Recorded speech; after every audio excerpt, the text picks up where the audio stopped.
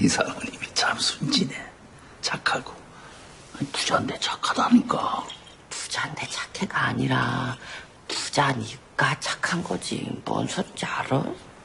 솔직히 이 돈이 다 나한테 있었어 뭐. 나는 더 착하지. 착해。大家好，这里是左岸光影。今天想跟大家分享的电影是《寄生上流》。这部电影于2019年上映，叙述一个住在半地下室的贫穷家庭，在长子金基宇成为富豪普社长家的英文家教后，所发生的一连串意外事件。本片通过犀利的幽默与深刻的社会讽刺，探讨阶级与贫富差距在当代社会中的影响。同时，导演巧妙地运用符号和隐喻，为观众呈现了一个充满暗示与多重解读的故事世界。《寄生上流》不仅在韩国国内获得巨大的成功，也在国际上赢得了广泛的赞誉，还成为2020年第一部获得奥斯卡最佳影片的非英语电影。今天我会先跟大家概述剧情，然后再跟大家分享我在电影中读到的一些讯息。在继续看下去之前，请记得按赞、订阅、开启小铃铛，就可以加入这个咖啡馆咯。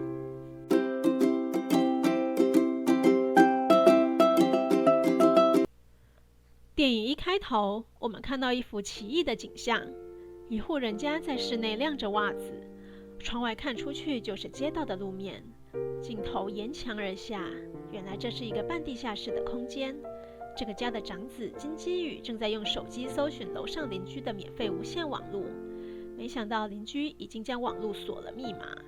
基宇只好和妹妹基婷举着手机四处搜寻可用的网路。于是我们循着基宇的视线，把这个家环绕了一遍。我们看到因失业而颓丧的爸爸基泽，一边做手工，一边抱怨丈夫的妈妈装熟，而他过去曾经是优秀的练球选手。最后，兄妹俩在厕所里找到了网路。这个厕所的配置也相当奇怪，马桶竟然架得那么高，看来这也是半地下室的独特景象。此外，这个房子因为虫子多，爸爸竟然故意开窗，放任路上的消毒气体侵扰，说是要给家里免费消毒。门口经常有醉汉来撒尿，但金家人敢怒不敢言。这个家的经济状况至此显而易见，而他们之所以急着要网路，是因为要联系上派工给金家一家人的披萨店。正当披萨店老板嫌弃他们折的纸盒，打算扣工资时，基宇和基婷又趁机一搭一唱地争取去店里当工读生的机会。그 친구가 제 동생 지인이에요. 아이, 그 오빠가 원래 좀 이상해요. 이 동네에서 평판이 되게 안 좋은데. 그래서 말입니다, 사장님.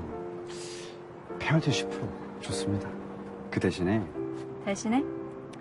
이참에 알바생 새로 뽑으실 생각 없으세요? 这天，基宇的朋友敏赫送来一座可招财和增加考运的山水盆景，也顺便跟基宇出去喝酒。原来敏赫即将出国交换，但是他放不下他可爱的家教学生朴多惠，担心他被别的男生追走，所以拜托基宇在他出国时代替他担任多惠的家教。但是基宇还没考上大学，没有大学在学证明，于是有艺术天分的基婷帮基宇伪造了一份大学在学证明，然后基宇就出发前往蒲家豪宅，用一段有气势的对话唬过了单纯的蒲太太，通过世交的考验。基宇离开时，蒲太太提起她的小儿子多颂有艺术天分，但是一直找不到适合的老师。于是基宇灵机一动，介绍一位在美国伊利诺州大学主修艺术治疗的年轻老师来教导多颂。这位海归老师自然就是基婷了，而基婷也不负基宇的唬烂，用 Google 来的艺术治疗知识把蒲太太唬得眼泪直流，希望他能用艺术好好治疗多颂的内心创伤。金家兄妹以诈骗手法尝到甜头后，便开始一连串的谋划，接连弄走蒲家的司机与管家，并让金家的爸爸和妈妈取而代之。有一天，蒲家为了给多颂庆生而全家出去露营，金家一家人便趁机入住蒲家豪宅，白天在庭院里享受阳光，晚上在客厅悠闲地喝酒看雨，不料蒲家的前管家文光突然来访，打破了这份欢乐。文光声称他有东西没拿走，于是中暑开门让他进来。顺着文光的脚步，中暑这才发现，原来蒲家豪宅有一个具防空洞功能的地下室。因为前屋主没有告诉蒲家，所以蒲家人并不知道这个地方，只有服务过2任屋主的文光知道，而她的丈夫就躲在这里躲债。文光苦苦哀求中暑每周帮她买食物给丈夫，但是金家4口的秘密曝光，被文光录下证据后，情势瞬间倒转。金家4口被文光夫妻控制。正当文光夫妻在沙发上陶醉时，爸爸趁隙夺取文光的手机，基于帮忙删除视频。2家同是社会底层的人，就这么在豪宅里大打出手。当2家人打得正激烈时，一通电话打断了这份混乱。原来蒲家的露营行程因暴雨而泡汤，所以打道回府。蒲太太要中暑帮多送煮面。金家4口赶紧收拾了文光夫妻以及一地的凌乱，躲进桌下。中暑也装作若无其事。金家兄妹与爸爸本来想等蒲家人都回房睡下后再逃走，谁知多送又自己跑到庭院里露营。不放心的蒲家夫妇只好睡在客厅，以便照看小儿子。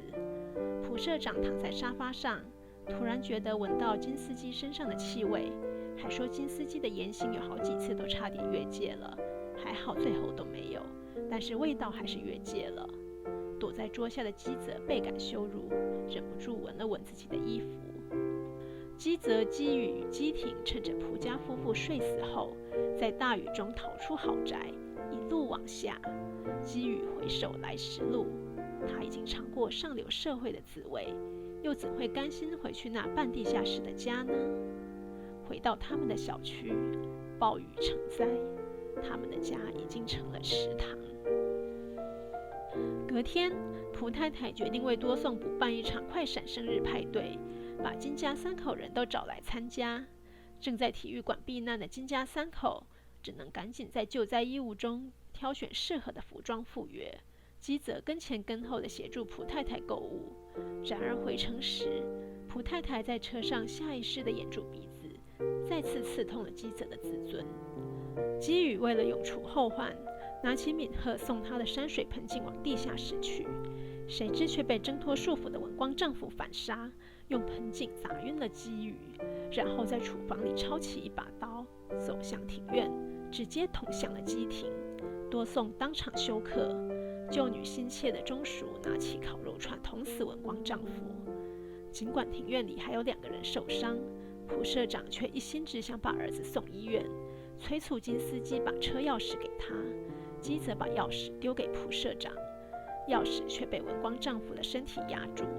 当蒲社长推开文光丈夫的身体取钥匙时，一股气味袭来，蒲社长忍不住掩住了鼻子。这个动作刺伤了基泽的自尊，于是他理智断线地捅死了蒲社长，然后仓皇逃走。基宇在医院醒来，脑部受了一点伤，导致他经常忍不住一直笑。后来，基宇得知基挺在当天当场死亡，父亲失踪。在警察不再跟监基宇与中暑后，基宇经常去眺望他们当初进驻的那栋豪宅。如今豪宅已经换了主人。有一晚，基宇发现豪宅的灯光闪烁，基宇用摩斯密码解读后，才明白原来爸爸在凶杀案当天逃离现场后，又折回了豪宅地下室，成了豪宅的寄生虫。于是基宇定了一个计划，他要考上大学，赚大钱，然后买下那栋豪宅，这样爸爸就可以从地下室走出来了。不过最后一颗镜头从半地下室的窗户向下带到基宇，窗外下着雪，窗里基宇读着信。他的计划能成功吗？有句话说，仗义每多屠狗辈，负心多是读书人。但我们在《寄生上流》里看到，有钱人因为生活顺遂，反而可能有余裕去养出带着高傲的单纯善良。没有退路的底层人为了生存，就更容易被逼出一些小奸小坏。他们不是天生的坏，而是被环境所逼。所以，如果我们怀着浪漫的心去看草根社会运动，可能就会幻想出一个个热心公益的工人，或一个个善良质朴的农民。但走进社运现场，我们更可能看到的，或许是像韩剧《造后者》里因经济困难而侵吞工会公款，还嫁祸给公运组织者的工会干部，或是被政府中介用一点小利诱惑就出卖土地的农民，或者不那么严重，但就是形形色色、小奸小坏、各种不完美的弱势者。但这就表示这些弱势者们就是活该了吗？如果生活有余裕，他们又何至于坏呢？我们面对弱势者运动，是否也需要放下完美受害者迷思，从更大的结构问题来看底层人的坏呢？当然，我们也可以设下停损点，但我们也要看到群众是什么样子。此外，因为社会底层资源匮乏，为了争夺有限的资源，弱势者之间往往竞争激烈。就像电影里的金家四口设计挤走蒲家原本的司机与管家，而管家发现金家四口的秘密后，也与金家四口展开各种争斗。这个真是一片弱弱相残的景象啊！我们在社运现场也可以看到，即使同为弱势者，也有可能因为利益不同而互相挤压。例如，在工会里，也有可能发生正职人员为了自身利益而排挤派遣工的情形。当金家与文光夫妻为了抢夺资源而互相扭打争斗时，眼里都只能看到自己的生存，也就无暇顾及究竟是什么结构逼得他们互相压迫。虽然蒲家或许也只是刚好占了天时地利人和，不是什么直接的压迫者，但我们能怎么做才能让一个国家的贫富差距不会这么大？或许是我们可以思考的问题。其实金家四口的工作能力并不差，基廷能伪造出惟妙惟肖的在学证明，爸爸只在店里恶补了一下边试车的功能，就能平稳地为蒲社长开车。妈妈曾经是链球选手，而从他们进入蒲家的过程来看，他们够聪明，脸皮够厚，自我推销能力更是一流。为什么他们还是只能生活在社会底层呢？首先是教育资源的不同，我们可以看到多慧要考大学时，家里特别为他请了英文家教。多颂有艺术天分，妈妈更是寻求美国留学回来的名师教导。即使我们都知道这位名师是冒牌的。反观金家，基宇重考4次，缴不缴得出补习费都是问题。基廷有艺术天分却没钱补习，考不上美术系，只能把天分用来伪造文书。妈妈虽然曾经是链球选手，但是一个选手如果没有持续接受栽培的管道，还是只能如同一般人一样挣扎求生。直到他趁蒲家人去露营时踏进蒲家庭院，才有机会重新拿起链球。而勇于创业的爸爸接连创业失败，当时韩国的创业市场景气是否有所影响呢？电影最后，基宇的计划仍然停留在幻想。但我们可以思考的是，如果缩短贫富差距，增加阶级翻身机会，也是一种让社会稳定的方式。那我们可以怎么办呢？或许以政府税收补贴高等教育，让高等教育公共化，调降学费会是一种可能；或是扩大多元教育，让像基廷、钟淑这样有特殊才能的人有机会得到栽培；或是加强创业辅导政策等等，使老有所终，壮有所用。各位伙伴们还有什么想法呢？下回本节目会到首尔参访电影《寄生上流》的拍摄场景，有兴趣的伙伴们可千万别错过咯。今天的分享就到这里，如果您喜欢今天的节目，请记得按赞、订阅、开启小铃铛，也欢迎在下方留言，一起加入讨论哦。